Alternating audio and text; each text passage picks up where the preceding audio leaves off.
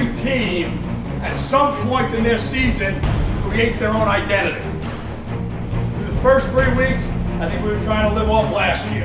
Last week, halftime to the end of the game, this team created its own identity. We talk about a fourth down play that had to have to stop. Talk about a drive that had to finish with a touchdown. Talk about execution from adversity on both sides of the ball. You guys have built your own identity. Now the question comes down to for you is how do we move that forward? How do we take that forward? Are we going to be the past, which can continue on a consistent basis? Or are we going to be the future? And the future is consistency. The future is being able to play game to game. Be able to get up for the game the same way. And be able to be finishers all the time. You gotta finish, gentlemen. You gotta finish every game no matter what the score is. Let's finish it today, let's enjoy, and let's taste success during the game.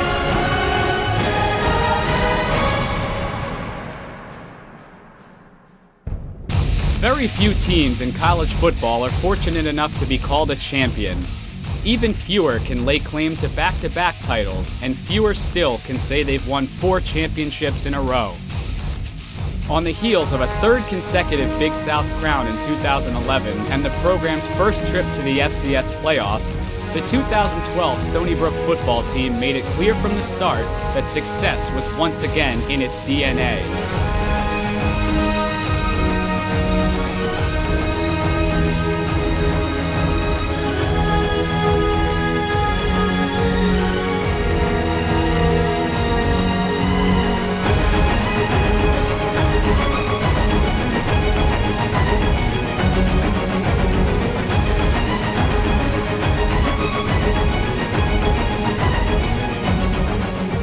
Riding the coattails of a punishing defense and a juggernaut offense, the Seawolves and head coach Chuck Priore navigated a challenging schedule of games and emerged with one of the most successful seasons in program history. In the first 2 weeks of the season, the Stony Brook offense established itself as a scoring machine, racking up 126 points in wins over Central Connecticut and Pace.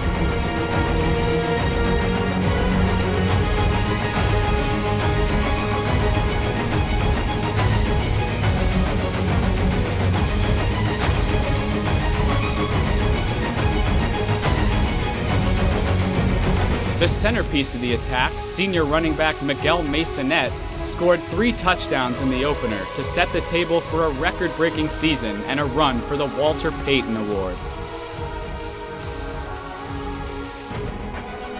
The Big South Offensive Player of the Year, Masonette would go on to break the conference's career rushing mark and finish the season with over 2,300 all-purpose yards and 23 touchdowns. Against FCS and FBS competition alike, opposing defenses found it difficult to slow the Seawolves' patented rushing attack. To the ground again, Masonette first down. He hurdles the tackler and he's still going. Up the sidelines. Masonette will score. 72 yards on the touchdown for Miguel Masonette. Masonette gets the handoff, takes it left side, stiff arm man, has some room, left sideline, puts his head down and falls over a man, and there he goes at the 30, 25, flicks out of a tackle at the 15, and walking in from there. Touchdown Miguel Masonette, touchdown Seawolves. Bolstered by the punch of fellow back Marcus Coker and a stout offensive line led by sophomore center Mike Lisi, junior left tackle Scott Hernandez, and junior right tackle Mike Bamiro, Stony Brook dominated the line of scrimmage on a weekly basis. 67 Scott Hernandez, 6'6", 300 pounds. 76 Fernando Diaz, 6'2", 300 pounds. Opened up a hole. Got a great job. They're blocking down Lisi, 65, cut everything off, and then that leap and the athletic ability of Masonette. And the right tackle, Michael Bamiro, a pro prospect, 6'8", 348, and only a junior. Behind the shield of a dynamic offensive front, the Seawolves ran for over 3,500 yards during the season and amassed an incredible 37 rushing touchdowns.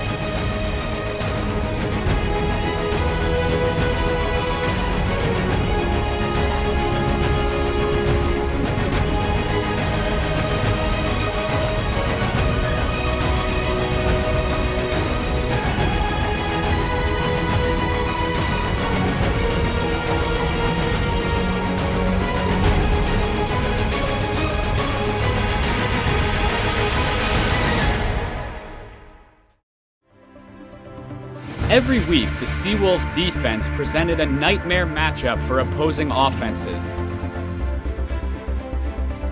Led by hard-hitting captains Jonathan Coates and Dominic Reyes, the unit developed a reputation for making big plays at big moments in the game.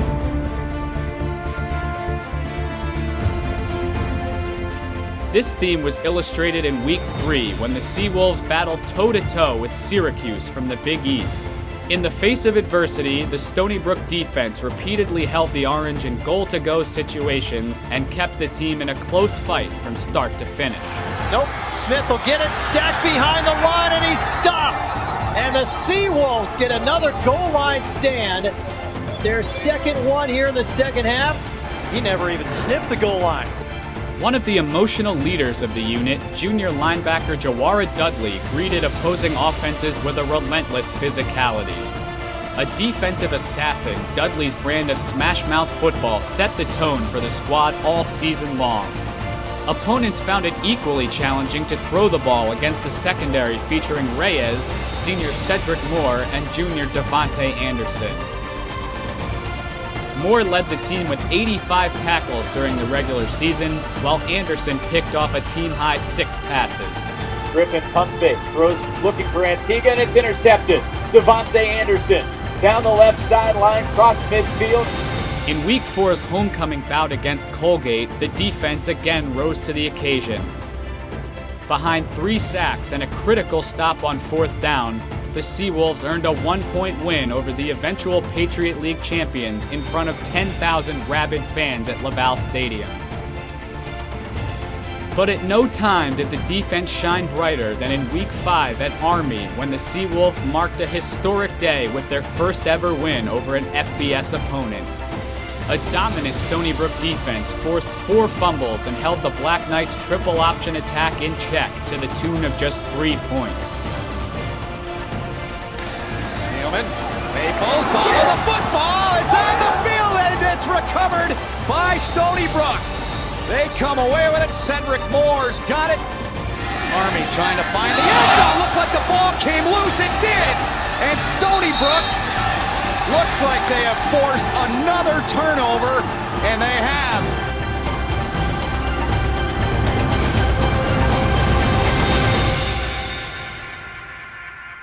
As the calendar turned to October, the second season began as Big South play commenced at home against Charleston Southern.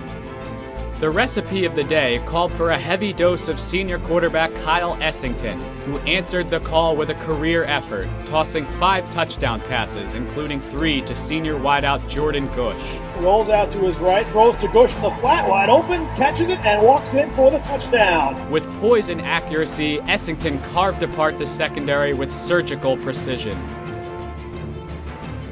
Play action, Essington. Looking deep, looking for Norrell, and strolls out, makes the catch. Essington's favorite deep ball target, senior Kevin Norrell, torched the Buccaneers with over 200 yards receiving and 2 touchdowns. A first-team All-Big South selection, Norrell enjoyed the greatest receiving season in program history, reeling in over 1,300 yards and 15 touchdowns. Down the fake, got a man open, wide open, that's Norrell. Behind the secondary, touchdown Stony Brook, 63 yards. Essington would finish the season with 23 touchdown passes while leading the nation in passing efficiency. In Week 7's clash at Coastal Carolina, Essington and Norrell connected again as the teams traded blows in the first half. In a tight game, the Seawolves clung to a 6-point fourth-quarter lead and again relied on the defense to make a stand. A forced fumble by Christian Ricard led to a Reyes recovery, and Stony Brook held on to deal the Chanticleers their only conference loss of the season. The following week against Gardner-Webb, another brilliant performance from Masonette carried the day in a 41-10 win. And short, the 25-yard line, taken by Masonette to the outside 25-yard line, and there he goes. 50, 40, 30, 20. Miguel Masonette takes the kick all the way for a Seawolves touchdown. Another key cog in the offensive machine, kicker Wesley Skiffington also had a big day when he converted the longest field goal in school history at 48 yards in the first quarter. A first-team All-Big South choice, Skippington hit 12 field goals and 51 extra points in his senior season to finish his career as the second highest scorer in program history. In the home stretch of the season, the Seawolves showed no signs of letting up. Unrelenting in their pursuit for glory, Stony Brook manhandled Presbyterian and VMI to run its winning streak to 7 straight games. Looking down the field, deep for Norell. He's wide open, a deep spiral, caught at the 5, and he'll waltz into the end zone. Its dominance did not go unnoticed. Surging into the top 10 in the national polls, the Seawolves earned what they had coveted all season, a Big South crown and a trip to the FCS playoffs. As I walk out on this field today, it comforts me to know that I'm the meanest, toughest football player on that field. I pay Coach well. I know my job. I do my job. I will not quit. I have no fear. I show no mercy. So help me God. Let's go.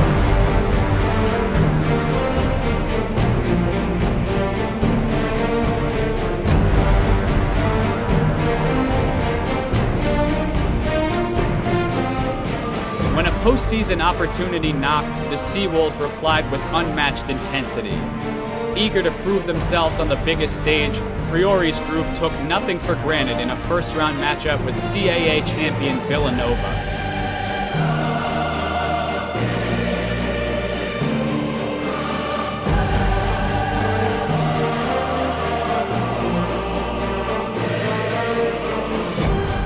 Tapped for his first career start, junior quarterback Lyle Negron turned in an efficient performance under center. Managing the game with 58 rushing attempts, Stony Brook ate up 40 minutes of clock and kept the Wildcats' offense rooted to the bench. 2 Masonette touchdown runs put the Seawolves in control, and swarming special teams and defense saw the home team through to victory. Pocket breaks down, takes a shot, he'll be thrown down. Kevin Howder, now a very high kick, not picked up by Villanova. The Seawolves have it loose on the ground. They do fall on top of it. Now looks to throw over the middle and incomplete and intercepted. It was deflected and picked off by Devontae Anderson, and that should clinch it for the Seawolves. Awaiting the Seawolves in the second round was the number 2 team in the nation, Montana State. In front of a raucous crowd, Stony Brook battled tooth and nail and fought valiantly to the very end. Here comes the rush, and McGee goes down, sacked. Number 73, Dante Allen. McGee with time, and it is picked off, an interception at the 12-yard line, and it is Anderson with his 6th pick of the season and his 3rd in the playoffs. And what a huge turnover for Stony Brook. Play action, Essington rolls, looks into the end zone, touchdown, Stony Brook. At year's end, the 2012 Seawolves accomplished something no other Stony Brook team had done before, winning 10 games in a season.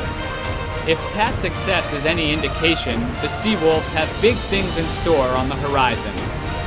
Departing the Big South as a 4-time defending champion, Stony Brook will now tackle a new set of challenges when it joins the CAA in 2013.